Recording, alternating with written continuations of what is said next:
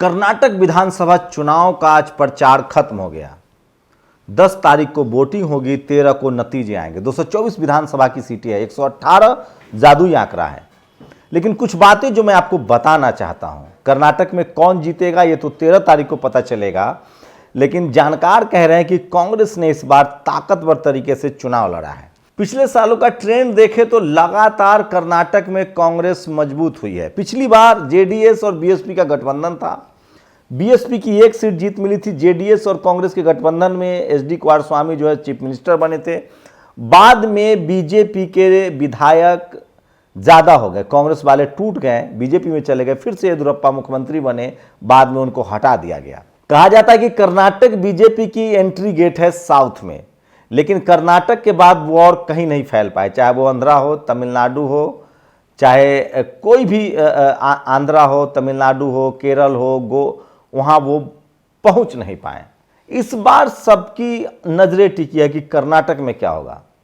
लोग तमाम तरह की अटकलें कर रहे हैं, लेकिन अमित शाह ने 2 बड़ी बातें कही, मुझे लगता है बहुजन समाज को सीखना चाहिए। अंजना ओम कश्यप ने एक रोड शो के दौरान अमित शाह से पूछा कि क्या केरल स्टोरी का इस्तेमाल आप लोग कर्नाटक चुनाव में कर रहे हैं।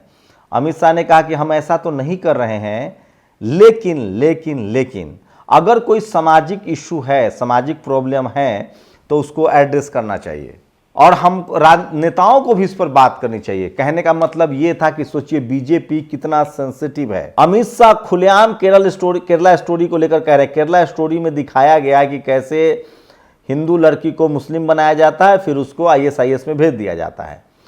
लव जिहाद का मुद्दा जो है उसको इशू बना रही है। अब मुस्लिम समाज के लोग जो है वो भगवा जिहाद का मुद्दा बना रहे हैं। लेकिन सोचिए एससी, एसटी, ओबीसी और किसान जातियों का क्या मुद्दा है। 90% मुसलमान ओबीसी कैटेगरी में आते हैं। इस देश में एससी, एसटी, ओबीसी और किसान जातियों का मुद्दा नौकरी है, बेरोजगारी है, रोजगार है और जातिवाद है।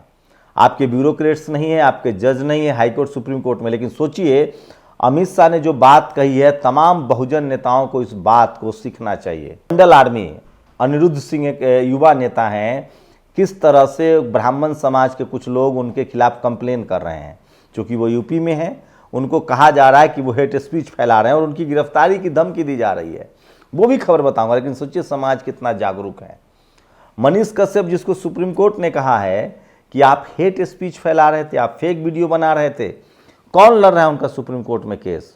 तो सोचिए कोई समाज है जो अपने आरोपियों के पक्ष में भी खड़ा है, और कौन सा एससी, एसटी, ओबीसी, किसान जातियां ऐसा समाज है जो अपने रिवॉल्यूशनरी के भी पक्ष में, जो उनके जातिगत, सोचिए कोई एससी, एसटी, ओबीसी और किसान, हम लोग जो बात कर रहे हैं, हम किसी के खिलाफ बात नहीं कर रहे हैं, हम पीड़ित के पक्ष में बात कर रहे हैं कि भाई एससी, एसटी, ओबीसी, शोषित वंचित समाज, किसान जातियों का रिप्रेजेंटेशन हो, हाईकोर्ट में हो, सुप्रीम कोर्ट में हो, जुडिशरी में हो, मीडिया में हो, ब्यूरोक्रेसी में हो।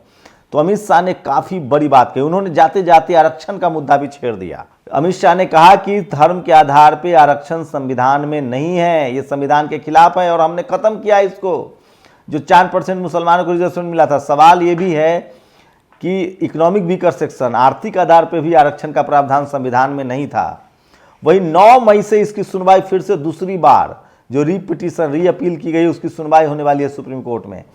तो अमित शाह ने साफ दिखाई दिया। तो मैं फिर कह रहा हूं, एक नेता के तौर पे अमित शाह काफी क्लेवर हैं, मुद्दों की समझ है, उनको पता है कि किन मुद्दों पर बात करनी है। यहीं पर एससी, एसटी, ओबीसी के नेता चूक जाते हैं, वो अपने सामाजिक संदर्भों में बात नहीं कर पाते हैं।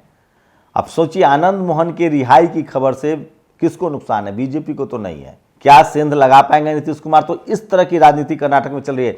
राहुल गांधी ने शुरुआत में जाति जनगणना की बात की, लेकिन पता नहीं उनके सलाहकारों ने फिर उसको कहा होगा कि इस मुद्दे से हट जाइए, वो हट भी गए।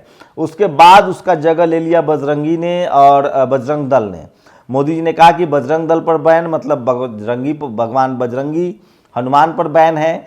वहीं कांग्रेस ने कहा कि हम बजरंग दल को बैन करना चाहते हैं। उसके बाद कांग्रेस फिर बैकफुट पर आ गई।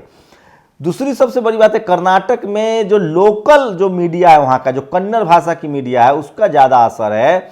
हिंदी मीडिया का असर कम है, अंग्रेजी मीडिया का असर कम है, इसलिए ज़्यादातर मुद्दों पर वो हावी नहीं हो पाए हैं।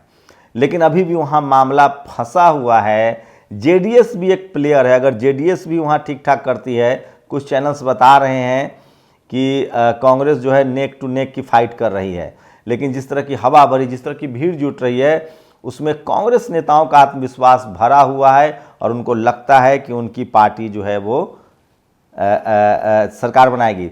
मायावती भी चुनाव में गई हैं, वहां उन्होंने 5 तारीख को रैली की। अखिलेश यादव ने भी कुछ सीटों पर रैलियां की है।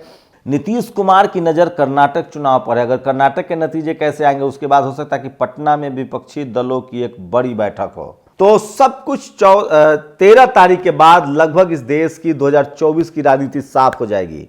कर्नाटक का क्या रिजल्ट आएगा, इसका सीधा सीधा असर आपको बता दूं कि छत्तीसगढ़, मध्य प्रदेश, राजस्थान और तेलंगाना पर पड़ने वाला। बाकायदा तेलंगाना में तो कैंपेन भी शुरू हो गया है। प्रियंका गांधी ने आज जैसे ही शाम 5 बजे चुनाव प्रचार खत्म हुआ, प्रियंका चार्टर्ड प्लेन लेकर चली गई सीधे तेलंगाना। वहां उन्होंने रैली किया। मायावती जी ने एक बड़ी रैली की है। तो एक बात तो तय है कि बीजेपी के नेताओं की मुद्दों की जो समझ है उसका कोई सानी नहीं है। आपको जानकर हैरानी होगी कि जब अंजना ओम कश्यप ने दोबारा सवाल किया, क्या आप लव जिहाद के कंसेप्ट को मानते हैं, अमित शाह ने कहा कि आप अपने बात मेरे मुंह में मत डालिए, मैंने ये शब्द इस्तेमाल नहीं किया, लेकिन मैं ये मानता हूं कि जो सामाजिक समस्या है उस पर तो बात होनी चाहिए। तो सोचिए कि बीजेपी के नेता कीन ऑब्जर्वर है और उनको लगता है कि मुस्लिम मुद्दों पर बात करके हम हिंदू कम्युनिटी को पोलराइज कर सकते हैं, तो वो उस पर खुलकर बात करते हैं। लेकिन वहीं SC ST OBC किसान जातियों के नेता है, वो कहीं ना कहीं इस मामले में पीछे रह जाते हैं।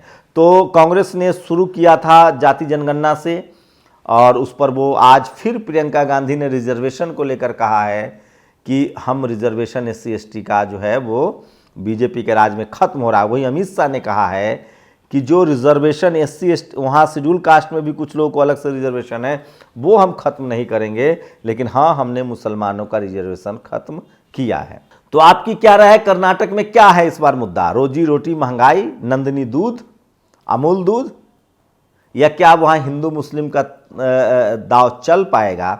आप लोग अगर कर्नाटक से हैं तो इस वीडियो पर अपनी राय दे सकते हैं, कमेंट दे सकते हैं। आज चुनाव प्रचार खत्म हो गया है, 10 तारीख को वोटिंग है, 13 तारीख को नतीजे होंगे। यूपी में भी जो नगर निकाय चुनाव है उसमें दूसरे दौर की वोटिंग होगी और वहाँ भी 13 तारीख को नतीजे आएंगे। बैलेट पेपर से चुनाव हो रहा है, तो ये दोनों नतीजे 2024 के लिए सबसे अहम हैं। आज प्रचार खत्म हो गया है। आप लोग भी अपनी प्रतिक्रिया जरूर दीजिए, बताइए हमें कमेंट सेक्शन में कि आपका ओपिनियन पोल क्या कहता है। एग्जिट पोल जरूर आपको 10 तारीख के बाद से दिखने शुरू हो जाएंगे, लेकिन तमाम हिंदी चैनल ने ओपिनियन पोल के जरिए हवा बनाने की कोशिश की है कि बीजेपी टक्कर में है। वहाँ के स्थानीय नेता कह रहे हैं, स्थानीय लोग कह रहे हैं कि कांग्रेस की लहर जो है वो तेज है। लेकिन जिस तरह से नरेंद्र मोदी, प्रधानमंत्री नरेंद्र मोदी, अमित शाह ने ताकत लगाई है, जिस तरह का रिसोर्सेज है, बीजेपी से कम विपक्षी दलों को चुनाव लड़ने की कला तो सीखनी ही चाहिए, जो अंतिम वक्त तक पूरी ताकत लगाते हैं। आप लोग अपनी प्रतिक्रिया जरूर दीजिए। आप लोग को क्या राय है, कर्नाटक में इस बार क्या होगा? आपकी प्रतिक्रिया बहुत जरूरी है। शुक्रिया।